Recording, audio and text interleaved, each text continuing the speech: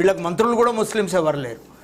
ఈ దేశంలో ఉన్నటువంటి వీళ్ళ ఎజెండా హిందుత్వ ఎజెండా. ఈ దేశంలో ముస్లింలను సెకండరీ గ్రేడ్ సిటిజన్స్గా మార్చాలని వాళ్లకు ఉన్నటువంటి హక్కుల్ని, అంటే మన వక్ఫ్ బోర్డుకు వచ్చే కంటే ముందు, అంతకుముందు రామ మందిరే కావచ్చు, 370 కావచ్చు, ఆ తర్వాత తీసుకొచ్చిన ట్రిపుల్ తలాక్ బిల్ కావచ్చు. ట్రిపుల్ తలాక్ అనేటువంటిది అసలు లేదు, అది ఎట్ ఏ టైం ట్రిపుల్ తలాక్ అనేది లేదు. అయితే అదే హిందువులు విడాకుల కోసం పోతే ఆ కేసుని సివిల్ కేసు కింద చూస్తాం. ఇక్కడ కేసునేమో క్రిమినల్ కేసుగా చూస్తున్నారు. ట్రిపుల్ తలాక్ ఇచ్చినటువంటి వ్యక్తికి 3 సంవత్సరాల జైలు శిక్ష ఉంది. అదే హిందువుల విడాకుల కోసం కోర్టుకు వెళ్ళినటువంటి వ్యక్తికి సివిల్ కేసులో శిక్ష లేదు. ఒకవేళ కోర్టు భరణం ఇవ్వకపోతే 1 సంవత్సరం జైలు శిక్ష ఉంది. It's a violation of article 14. చట్టం దృష్టిలో హిందువు అయినా, ముస్లిం అయినా, క్రిస్టియన్ అయినా నేరాన్ని ఒకే రకమైనటువంటి ధార్మిక కార్యక్రమాలు స్వేచ్ఛగా చేసుకోవాలని చెప్తాను. లేదు, శిక్ష ఒకటే ఉండాలి. కానీ ఇక్కడ శిక్షలు 2 ఉన్నాయి. హిందువు అయితే కనుక 1 ఇయర్ జైలు ఉన్నది, అదే ముస్లిం కనుక అయితే 3 సంవత్సరాల జైలు ఉన్నది. It's a violation. అంటే వీళ్ళు చేసినటువంటి, అంటే ఇంకోటి ట్రిపుల్ తలాక్ విషయంలో ఆమె షహనాజ్ బాను విషయం పక్కకు పెడితే ఈ రోజటి వరకు కోర్టు డాటా అడిగింది సుప్రీంకోర్టు, ఎక్కడైనా ట్రిపుల్ తలాక్ కేసులు ఉన్నాయా ఈ దేశంలో అంటే ఒక్క కేసు కూడా నమోదు కాలే. దాన్ని పార్లమెంట్లో అమెండ్మెంట్ పెట్టి ఒక చట్టం తయారు చేసి, ఇప్పుడు మనం వక్ఫ్ బోర్డు విషయానికి వస్తే, వక్ఫ్ బోర్డు బిల్లు విషయంలో భారత రాజ్యాంగం ఆర్టికల్ 26 ప్రకారం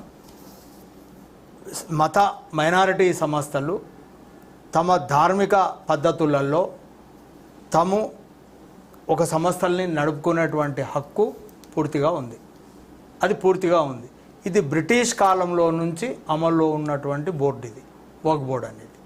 ఇందులో ప్రభుత్వ జోక్యం అంటే అంటే ఒక్కసారిగా తమకున్నటువంటి ఆస్తుల్ని దేవుడి పేరు మీద దానంగా ఇచ్చేయడం, ధార్మిక సంస్థలకే కావచ్చు, ఖబరస్థాన్ శ్మశానానికే కావచ్చు, మసీదులకే కావచ్చు, దర్గాలకే కావచ్చు, లేకపోతే మదరసాలు అంటే ఈయనకు తెలియదండి, ఇంతకుముందు విద్యా సంస్థలు కూడా ఉంటాయి. అందులో విద్యా సంస్థలకే కానివ్వండి, లేకపోతే అనాథ శరణాలు అంటే అనాథ శరణాలు కూడా ఉంటాయి, యతీం ఖానా అంటారు దాన్ని, అంజుమున్ అంటారు. ఇట్లాంటి వాటికి కూడా వాటి అంటే వెల్ఫేర్కే కానివ్వండి. ఇప్పుడు కరీంనగర్లో ఐటీఐ ఉంటుంది, అంటే ఈ ధార్మిక సంస్థలే నడుపుతాయి. వడ్డీ లేని రుణాల కోసం బ్యాంకులు కూడా ఉన్నాయి, అంటే మైనారిటీ బ్యాంకులు కూడా ఉన్నాయి. ఇట్లా రకరకాల పద్ధతులలో వాళ్ళ కార్యకలాపాల కోసం ఇచ్చినటువంటిది ఇది. ఇప్పుడు ఉన్నట్టుండి మక్కా మసీద్కు డాక్యుమెంట్ పట్టుకరండి ఏముందో, లేకపోతే దాన్ని గవర్నమెంట్ ఆక్యుపై చేసుకుంటాం.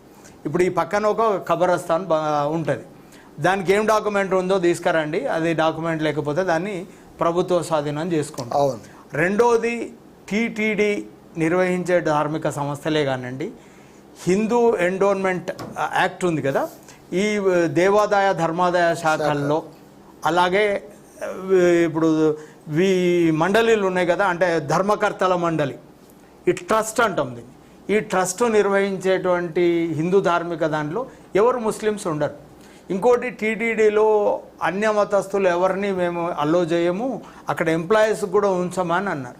నిజానికి వాళ్ళకి ఆ హక్కు ఉన్నది, ఎందుకంటే విశ్వాసం లేనటువంటి వాళ్ళు అక్కడ వచ్చి ఏం చేస్తారు అనేటువంటి అవసరం లేదు. ఇందులో ఇప్పుడు వక్ఫ్ బోర్డులో ఈ ధార్మిక మండలిల్లో హిందువుల్ని కలుపుతామని చెప్తున్నారు. ముస్లిమేతరులు అంటే ఇంక వాళ్ళు ఎవరైనా కావచ్చు, అంటే ఈ మతాల పట్ల విశ్వాసం లేనటువంటి వ్యక్తులు, అంటే ఈ ఆస్తుల్ని కాపాడడం కోసం కమిట్మెంట్ లేనటువంటి వ్యక్తులు.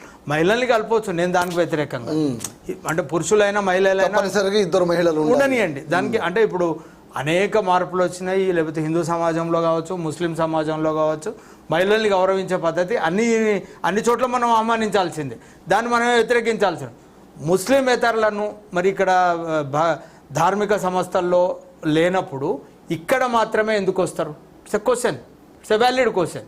ఇప్పుడు మీరు టీటీడీలో కానివ్వండి, లేకపోతే మిగతా ధార్మిక సంస్థలు ఉన్నాయి కదా, దేవాదాయ ధర్మాదాయ సంస్థల్లో ధార్మిక సంస్థలు ఉన్నాయి కదా, అక్కడ మాత్రమే హిందువులు మాత్రమే ఉండాలా, అన్యమతస్తులు ఉండకూడదు, అన్యమతస్తులు లడ్డూలు వేయడానికి కూడా వీల్లేదు. డెఫినెట్గా ఒప్పుకుందామండి, దాన్ని ఎవరో వ్యతిరేకించలే. టీటీడీ చైర్మన్ బిఆర్ నాయుడు గారు వచ్చిన తర్వాత అన్యమతస్తులు ఎవరిని టీటీడీలో ఎక్కడ మేము ఉద్యోగులుగా ఉంచుకోమన్నారు.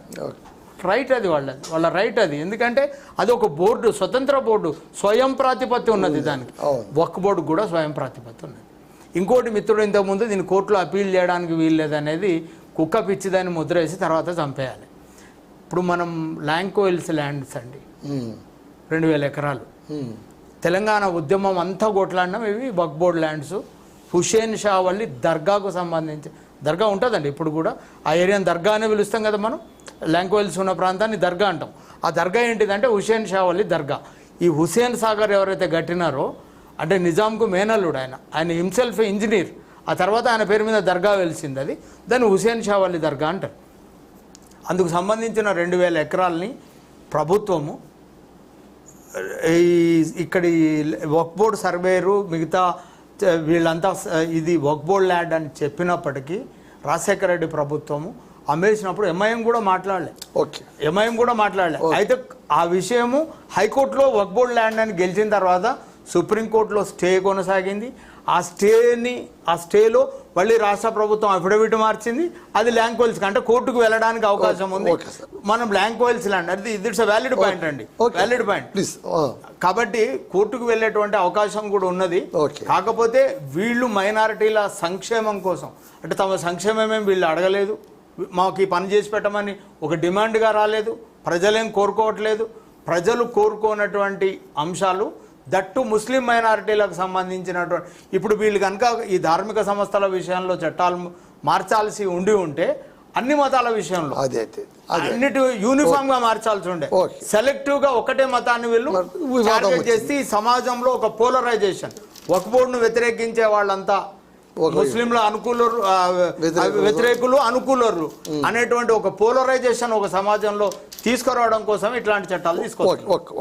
సార్ గాంధీ గారు, సార్ ఇప్పుడు ఈ సవరణలోనూ ఒక అంశం చెప్పారు. ఏంటి?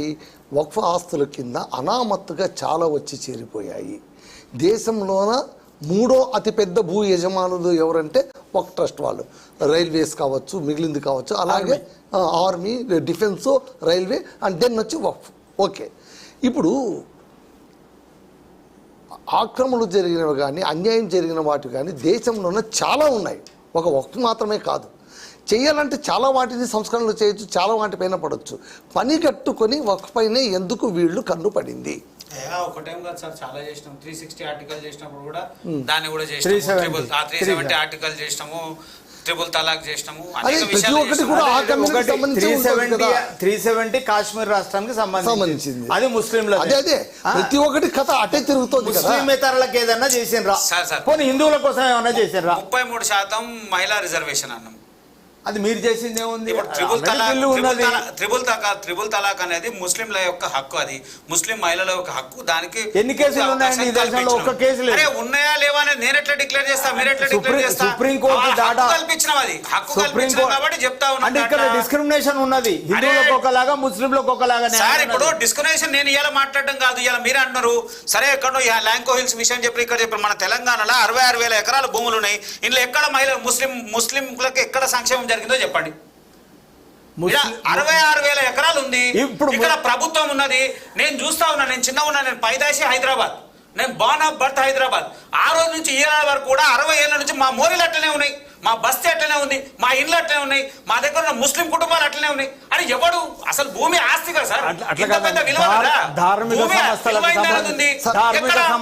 సంబంధించిన 66,000 ఎకరాలు ఉన్న తెలంగాణ రాష్ట్రంలో మీరు ప్రభుత్వాన్ని అడగవలసినకి వస్తే వక్ఫ్ని అడిగితే ఎట్లా? సార్ వక్ఫ్ ఉంది కదా భూమి, నిర్వహిస్తున్న వాడు ఎవడు? 60,000 ఎకరాల భూమి ఉంటే కనుక పేదవాడు పెద్దోడు అయిపోతాడు. సార్ ఉన్న సంక్షేమం చేయాల్సినటువంటి అవసరం ఉంది కదా, దేనికోసం ఉన్నది? ఏం చేస్తా ఉన్నారు? చేయలేదని చెప్తా ఉన్నా సార్, చేయలేదంటే చూడకపోతే మాట్లాడతాను. దేవాదాయ ధర్మాదాయకు సంబంధించినటువంటి భూములే కానివ్వండి,